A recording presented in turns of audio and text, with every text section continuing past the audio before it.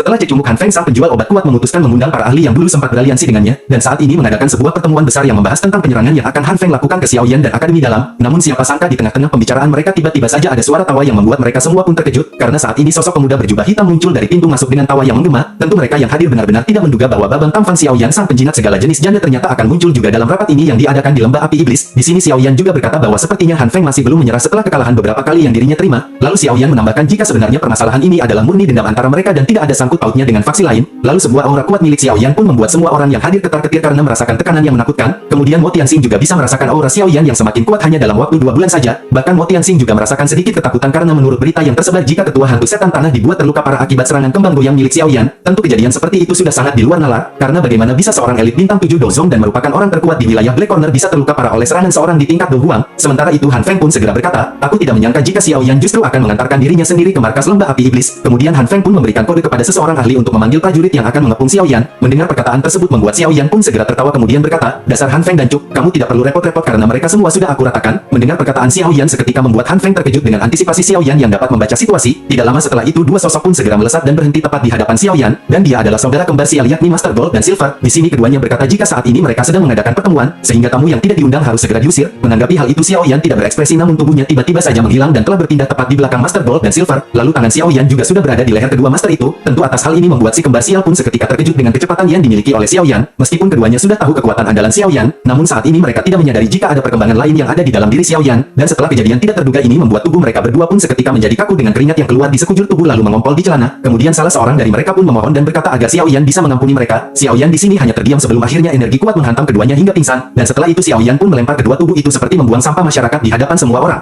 Tentu saja kejadian seperti ini membuat mental semua faksi yang akan bergabung bersama Han Feng menjadi ketar-ketir. Bahkan banyak dari mereka yang mulai mundur karena takut dengan kekuatan yang baru saja Xiao Yan tampilkan. Setelah itu Xiao Yan pun melirik ke arah Mo Tianxing dan Ying San. Lalu Xiao Yan mulai bertanya apakah mereka akan ikut campur dengan permasalahan ini. Kemudian Ying San pun segera berkata jika daya tariknya dengan air liur bodhisattva sebenarnya membuat dirinya terobsesi. Sementara itu di sisi lain Mo Tianxing hanya bisa terdiam dan tidak berbicara hingga Xiao Yan pun bertanya, bagaimana keadaan dari ketua muda Moya si penggemar Blackpink. Dengan seketika Mo Tianxing pun bertanya apakah Xiao Yan lah yang telah meracuni Moya. Xiao Yan tersenyum kemudian berkata bahwa saat itu mereka adalah musuh dan Moya berniat membunuhnya. Oleh karena itu sudah menjadi hal yang wajar jika Xiao Yan melakukan satu trik kecil dalam pertempuran tersebut. Mendengar hal itu Mo Tianxing pun segera meminta obat penawar dari Xiao Yan untuk menghilangkan racun di tubuh Moya. Lalu Xiao Yan segera berkata bahwa hal itu akan dapat dilakukan jika Mo Tianxing tidak ikut campur dengan permasalahan mereka. Mendengar hal tersebut Cecunguk Han Feng pun segera berkata jika hanya permasalahan racun maka aku bisa mengatasinya. Oleh karena itu Mo Tianxing jangan sampai terpengaruh oleh perkataan bocah licik seperti Xiao Yan. Namun Mo Tianxing di sini pun menyadari jika keterampilan pengobatan dan racun merupakan suatu hal yang berbeda, sehingga dengan begitu dirinya tidak memiliki keyakinan kepada Han Feng. Namun mengingat kemampuan yang dimiliki oleh Han Feng maka bisa saja dirinya menyembuhkan Moya. Lalu di sisi lain Xiao Yan yang melihat Mo Tianxing yang kebingungan membuat Xiao Yan langsung berkata, apakah menurut tetua Mo Tianxing racun yang ada di tubuh Moya adalah racun yang biasa? Mendengar hal itu Mo Tianxing jelas tahu kemampuan dari dokter peri kecil yang memiliki racun mematikan, sehingga saat ini dirinya pun sangat gelisah hingga akhirnya Mo Tianxing pun memutuskan untuk tidak ikut campur dalam permasalahan mereka. Mendengar hal itu Cecunguk Han Feng pun menjadi semakin marah karena kekuatan di pihaknya kini telah berkurang. Lalu Mo Tianxing lanjut berkata bahwa dirinya tidak bisa mempertaruhkan nyawa Moya dengan pertarungan kali ini. Hal ini jelas dikarenakan Mo Tianxing telah menghabiskan banyak upaya agar Moya bisa menjadi penerusnya, sehingga tidak mungkin baginya untuk membiarkan keselamatan Moya jatuh di tangan yang salah. Kemudian dengan mundurnya Mo Tianxing yang merupakan seorang elit Dozong di pihak Han Feng jelas saja mempengaruhi banyak faksi yang hadir. Bahkan beberapa dari mereka pun mulai satu persatu pergi dan merasa jika saat ini memang bukan pertarungan mereka. Terlebih dengan berkurangnya kekuatan di pihak Han Feng maka membuat mereka menjadi semakin pesimis. Melihat banyaknya orang yang pergi jelas saja membuat Xiao Yan merasa sangat lega. Sementara itu di sisi Han Feng benar-benar menjadi sangat marah dan keanehan segera terjadi, karena saat ini Han Feng tiba-tiba saja tertawa keras kemudian berteriak meminta bantuan kepada sosok yang dirinya sebut sebagai pelindung Suan untuk segera hadir. Lalu tidak lama setelah itu sebuah angin kencang dengan gelombang kuat pun menyapu lahan terbuka, kemudian dengan aura yang sangat kuat kabut hitam pun segera melesat dan berkumpul membentuk satu sosok yang berdiri di samping Han Feng. Melihat hal itu kelompok Xiao Yan merasa agak terkejut dan menyadari sesuatu yang familiar. Xiao Yan pun segera berkata sungguh tidak terduga jika kamu si Cecunguk Han Feng ternyata melakukan kontak dengan orang dari Hall of Soul. Lalu sosok hitam yang bernama pelindung Suan dengan kekuatan di tingkat Dozong pun menatap ke arah Xiao Yan. Lalu Han Feng pun segera memberitahu bahwa bocah kecil di hadapannya ini adalah Xiao Yan yang merupakan bocah dari klan Xiao yang selama ini dicari oleh Hall of Soul terkait sesuatu benda yang mereka inginkan. Meskipun benda tersebut tidak berada di tangan Xiao Yan namun dia masih memiliki dua api surgawi yang berharga, dan jika pelindung Suan berhasil menangkapnya maka dirinya akan mendapatkan hadiah bagus untuk diberikan kepada pemimpin terhormat dari Hall of Soul. Menanggapi hal itu pelindung Suan pun tersenyum kemudian berkata, aku sudah mengetahui bocah itu melalui pelindung Wu yang update status di akun Instagramnya. Oleh karena itu aku juga sudah menyiapkan strategi khusus yang sudah dipersiapkan selama 3 tahun untuk menghadapi Xiao Yan. Xiao Yan pun terkejut mendengar nama yang baru saja disebutkan, bahkan nama itu juga membuat emosinya seketika meluap. Jelas saja hal ini dikarenakan pelindung Wu adalah orang yang menangkap gurunya saat itu. Sementara itu pelindung Suan pun tersenyum melihat ekspresi Xiao Yan yang sangat marah. Lalu dirinya pun bertanya apakah Xiao Yan sangat marah dengan pelindung Wu. Tidak hanya itu saja pelindung Suan juga menambahkan jika sebentar lagi Xiao Yan juga akan bertemu dengan gurunya yang telah ditangkap oleh pelindung Wu. Lalu Cecunguk Han Feng juga ikut berkata jika saat ini ajal Xiao Yan sudah sangat dekat. Oleh karena itu Han Feng hanya menyarankan kepada Xiao Yan untuk menuruti permintaan pelindung Suan dan memberi benda yang dia inginkan, karena dengan begitu Xiao Yan akan mengalami kematian yang cepat dan tidak menyakitkan.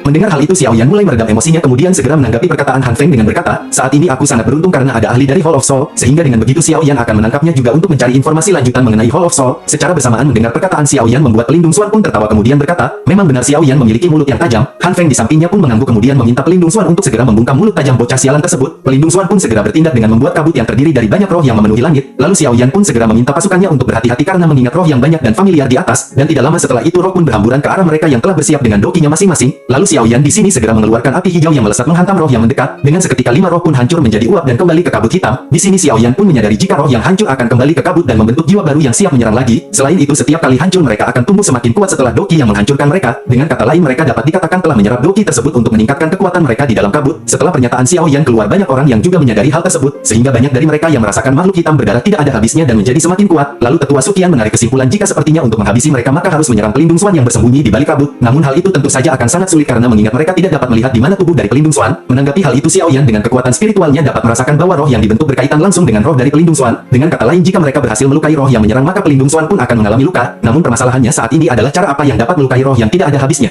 Tidak lama setelah itu terdengar suara dalam hati Xiao Yan yang mulai memberi saran supaya menggunakan Valen Heart Flame. Hal ini dikarenakan Valen Heart Flame memiliki efek yang bisa merusak roh yang tidak terlihat. Xiao Yan pun seketika teringat bahwa hal itu memang benar, sehingga dirinya pun segera berterima kasih kepada Tian Huo karena sudah memberikannya saran. Setelah itu Xiao Yan segera menarik api hijau dan menggantinya dengan api tidak terlihat. Lalu sebuah penghalang api tidak terlihat segera tercipta dan membuat roh yang bersentuhan seketika lenyap menjadi ketiadaan. Xiao Yan pun sedikit tersenyum kemudian mulai menyebarkan api tidak terlihatnya dan menyerang roh yang mendekat. Lalu dengan perlahan roh yang menyerang pun merasakan adanya tekanan panas dan membuat mereka ketakutan.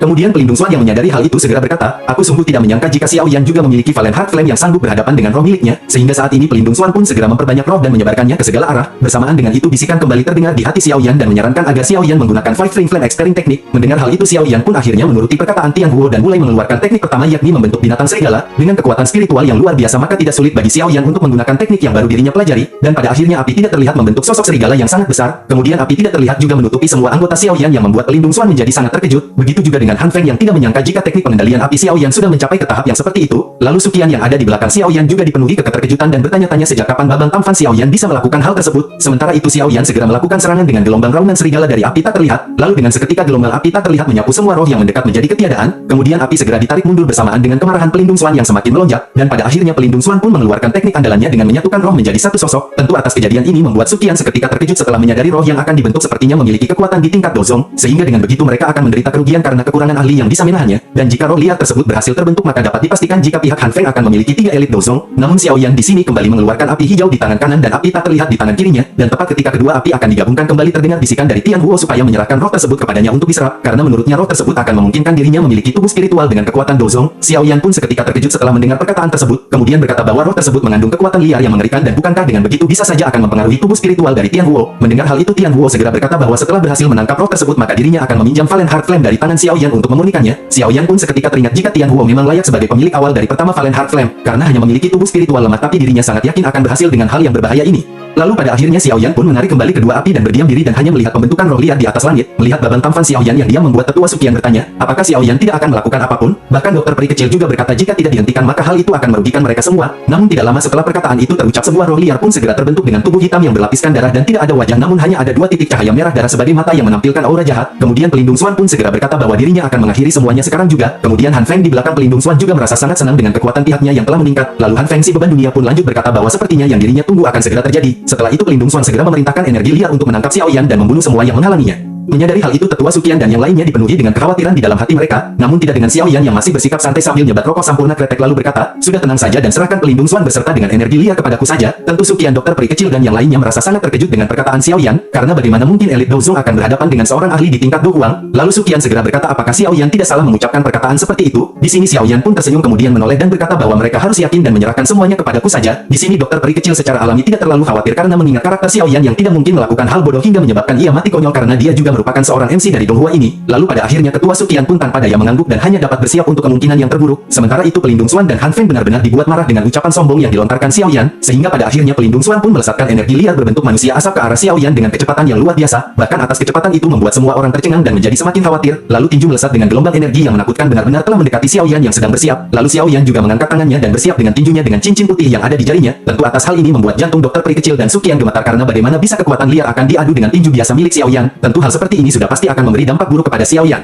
Akan tetapi sebuah keterkejutan melintas di mata mereka ketika kontak hampir terjadi di antara keduanya, karena sebuah kekuatan hisap yang sangat kuat dengan cepat menarik energi liar untuk masuk ke dalamnya. Jelas orang yang pertama merasakan hal aneh ini adalah pelindung Swan yang menyadari jika energi liar miliknya akan dihisap oleh Xiao Yan, sehingga saat ini dirinya pun berteriak, apa yang akan dilakukan bajingan kecil Xiao Yan ini kepada energi liarnya. Bahkan Han Feng di belakangnya juga bertanya-tanya apakah teknik yang digunakan Xiao Yan kali ini. Mendengar teriakan dari pelindung Swan membuat Sukian dan dokter peri kecil segera menyadari apa yang telah terjadi, karena saat ini energi liar perlahan ditarik masuk dan berusaha untuk melarikan diri sekuat tenaga. Mereka pun terkejut dengan apa yang dilakukan Xiao Yan dan tidak menyangka jika hal seperti itu bisa dilakukan. Lalu semakin lama energi liar pun semakin ditarik masuk dan membuat pelindung Swan benar-benar kebingungan, sehingga dirinya pun memutuskan untuk mengeluarkan roh agar bisa membantu menarik energi liar dari Xiao Yan. Lalu senyum pun muncul di sudut mulut pelindung Swan setelah menyadari jika energi liar mulai kembali ke tangannya. Lalu bersamaan dengan itu Tian Huo pun meminta Xiao Yan untuk membantunya. Xiao Yan segera bertanya apakah yang bisa dirinya lakukan untuk membantu Tian Huo. Tian Huo pun segera berkata supaya Xiao Yan mengalirkan kekuatan spiritualnya ke dalam cincin putih. Lalu dengan segera Xiao Yan pun memejamkan mata dan mulai mengalirkan energi spiritual yang besar ke cincin putih di tangannya. Lalu daya hisap pun seketika menjadi semakin besar dan membuat pelindung Swan menjadi pucat. Saat ini energi liar benar-benar ditarik tanpa adanya perlawanan sehingga membuat Han Feng pun kebingungan dan akhirnya Han Feng pun ingin mencoba membantu pelindung Swan dengan menghilang dan muncul di dekat Xiao Yan. Lalu dengan pedang yang siap menembus tubuh Xiao Yan, namun beruntung kabut ungu keabu-abuan pun segera menahan pedang yang seketika hancur karena sifat korosif dari racun. Saat ini dokter peri kecil terlihat sedang menghalangi pergerakan Han Feng yang tiba-tiba menyerang ke arah Xiao Yan. Sementara itu tetua Sukian juga ternyata telah berhasil menghalangi pergerakan dari Ying San yang juga hendak menyerang. Menyadari hal itu Han Feng segera melirik ke arah Mo Tianxing yang ternyata telah berpindah jauh dari lokasi pertempuran. Saat ini Mo Tianxing benar-benar memilih untuk tidak ikut campur dalam pertempuran mereka dan memilih pulang untuk tidur siang.